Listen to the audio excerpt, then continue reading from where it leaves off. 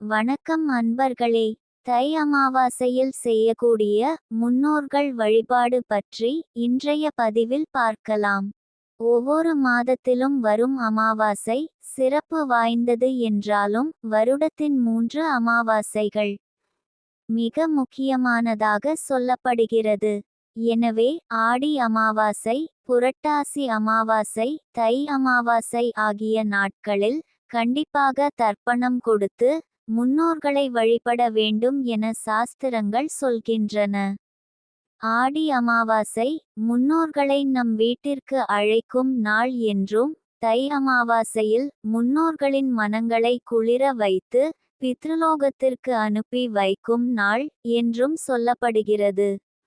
இந்த வருடம் தை அமாவாசையானது பிப்ரவரி 9ஆம் தேதி வெள்ளிக்கிழமையன்று வருகிறது. அன்றைய தினத்தில் கடல், ஆறு, குளம் போன்றவற்றின் கரையில் 3 தலைமுறை முன்னோர்களின் பெயர்களை கூறி தர்ப்பணம் கொடுக்க வேண்டும். அங்கு செல்ல முடியாதவர்கள் வீட்டிலேயே எள்ளும் தண்ணீரும் இறைக்கலாம்.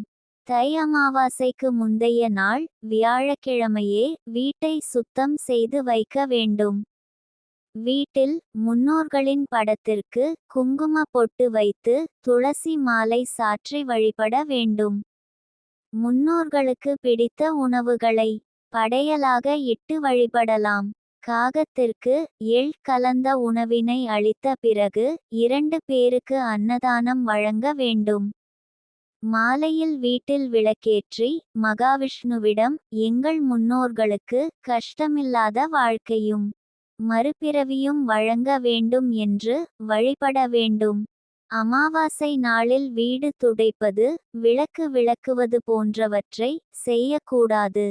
அமாவாசை நாளில் வீட்டு வாசலில் கோலமிடவோ மணி அடித்து பூஜை செய்யவோ கூடாது. மாமிசம், வெங்காயம், பூண்டு போன்றவற்றை உணவில் சேர்க்க கூடாது.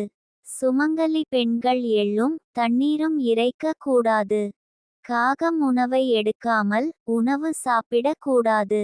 மாலையில் தர்ப்பணம், திதி கொடுக்க கூடாது.